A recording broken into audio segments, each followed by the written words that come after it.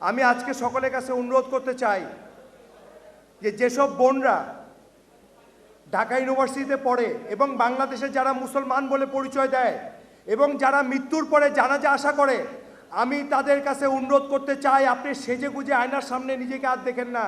আপনাকে যেভাবে আল্লাহ সুবহানাহু ওয়া তাআলা শাস্তে বলছে ওইভাবে সেজে বের হন, ইনশাআল্লাহ আপনি সম্মানিত থাকবেন। আর এরকমভাবে ফ্যানের সঙ্গে এবং বিভিন্ন ইয়েতে আমাদের বোনদেরকে ঝুলতে হবে না। And if someone one of you think that there is no God, আমি আপনাদের কাছে একটা ইনফরমেশন দিতে চাই, একটা সুইয় সৃষ্টিকর্তা ছাড়া হয় না। যেহেতু একটা সুইয় সৃষ্টিকর্তা ছাড়া হয় না, এরকম সুন্দর মানুষ সৃষ্টিকর্তা হতে পারে, সৃষ্টিকর্তা ছাড়া হতে পারে, এটা সম্পূর্ণ ভুল এবং ভ্রান্ত ধারণা।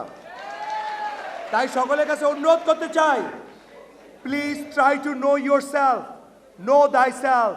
আর নিজেকে চিনুন, আর নিজেকে আল্লাহর সঙ্গেই দেখতে পাবেন। আর আল্লাহকে নিয়ে নিজে পথ চুলেন, ইনশাল্লাহ নিজে নয় সারা দেশকে সুন্দর রাখতে পারবেন।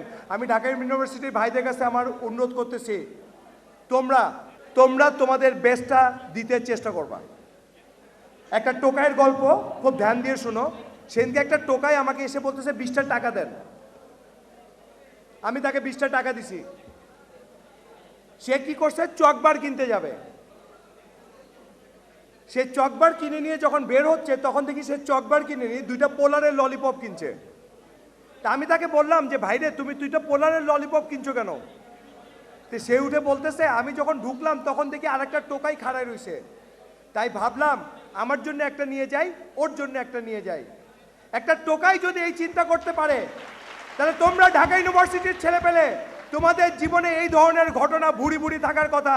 আর আজকে যদি তোমরা প্রতিজ্ঞা করো যে এই ধরনের ঘটনায় আমরা আমাদের নিজেদেরকে সম্পর্কিত করব, তোমরা অবশ্যই ঢাকা ইউনিভার্সিটি নয় সারা দেশ এবং জাতিকে সবচেয়ে সুন্দর সবকিছু উপহার দিতে পারবো বলে আমি বিশ্বাস করি। তাই তোমাদের কাছে আমার অনুরোধ, Quran is best, listen this, Quran is best, keep it in the chest, you don't need anything next, so do that. এই দেশ মানে হলো, এই দেশ একটি ইচ্ছা দেবে শান্তি। এই দেশের মানে বুঝছো? একটি ইচ্ছা দেবে শান্তি। তোমরা যাতে ইউনিভার্সিটিতে পড়ো, if you don't believe in religion, আমি তোমাদের কাছে প্রশ্ন রাখতে চাই যে লেখাপড়ায় কোন জায়গায় ক্লাস 1 থেকে পিএইচডি পর্যন্ত তোমাদেরকে মিথ্যা কথা বলা শিখাইছে? কোথাও মিথ্যা কথা বলা শিখাইছে?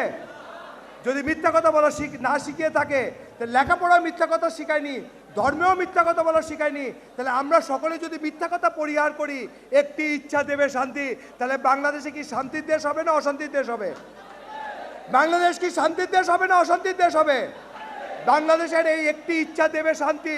আর এই একটি ইচ্ছা হলো কোরআনের ইচ্ছার মাধ্যমেই আমরা পারি আমাদের সেই পুরানো হারানো ঐতিহ্যকে ফেরত এনে আমাদের নতুন বন্ধুত্ব সৃষ্টি করে বাংলাদেশের অশান্তি থেকে অদূর করে দিয়ে চতুর্দিকে শান্তি বিস্তার করতে, ইনশাআল্লাহ।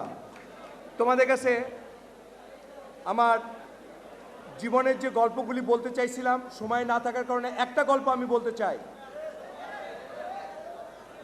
একটা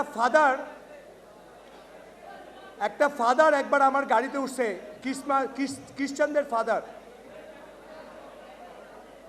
উঠে যখন সে আমাকে গুড ইভিনিং বলছে, আমি তাকে বলছি পিস বি আপন ইউ, তোমার উপরে শান্তি বর্ষিত।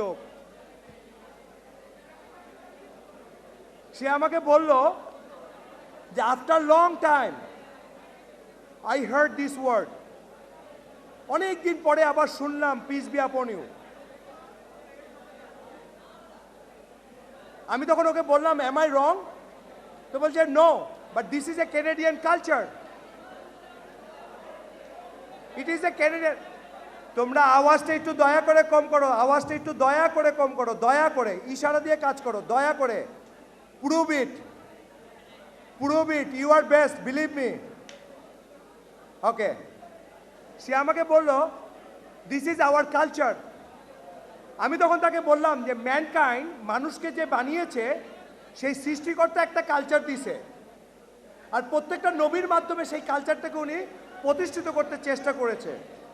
আর সেই কালচারের নিয়মে আমরা একে অপরকে দেখা হলে বলবো আসসালামু আলাইকুম, তোমার উপরে শান্তি বর্ষিত। উনি বলল যে হ্যাঁ, এটা সুন্দর কথা, কিন্তু তুমি কি জানো তোমার আল্লাহ আমার গড সেম? আমি বললাম no no no no, my Allah and your Allah is same. ও বলে তার মানে? আমি বললাম ইংলিশ আসছে 500 বছর আগে, ঈসা আলাইহিস সালাম আসছে 2000 বছর আগে। তাহলে ঈসা আলাইহিস সালাম তখন গডকে কি গড বলে ডাকতো না আল্লাহ বলে ডাকতো? আর বাইবেল অনুযায়ী আল্লাহ বলে ডাকতো। তখন ও বলে কি তুমি কি বাইবেল পড়েছো? আমি বললাম question is not that, am I correct? বলে যে yes you are very much correct. তখন আমাকে বলতেছে থ্যাংক ইউ। তখন আমি ওকে বলতেছি জানো ঈসা আলাইহিস সালাম যদি এখন এই গাড়িতে আসতো, ও না আমার বাসায় বেড়াতে যেত, তোমার বাসায় যাইতো না। তার মানে? কারণ ঈসা আলাইহিস সালাম এসে বলতো যে I want to leave somewhere tonight. তো তখন ও বলতো যে তোমাদের বায়োডাটা জমা দাও। তা আমি আমার বায়োডাটা দিতাম। ঈসা আলাইহিস সালামের দাড়ি ছিল, আমার দাড়ি আছে, তোমার দাড়ি নাই। ঈসা আলাইহিস সালাম শুয়োরের মাংস খাইতো না, আমি শুয়োরের মাংস খাই না, তুমি শুয়োরের মাংস খাও। ঈসা আলাইহিস সালাম মদ খাইতো না, আমি মদ খাই না, তুমি মদ খাও। ঈসা আলাইহিস সালাম নামাজ পড়তো, আমি নামাজ পড়ি, তুমি নামাজ পড়ো না।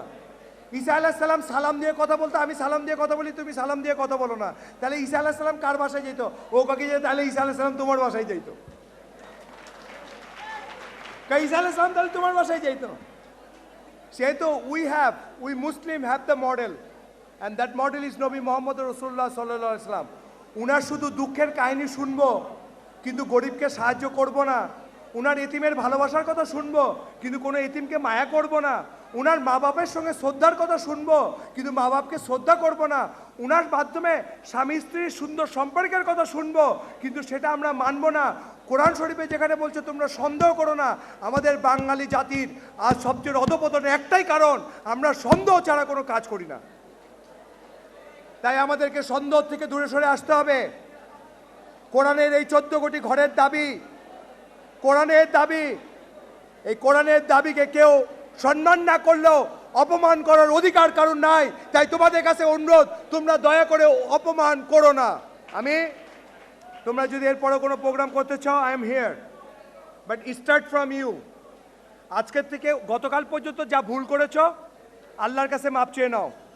আজকের থেকে প্রতিজ্ঞা করো যে ইয়েস আই বিলিভ ইন আল্লাহ সুবহানাহু ওয়া তাআলা, I going to believe him the way he want me to believe.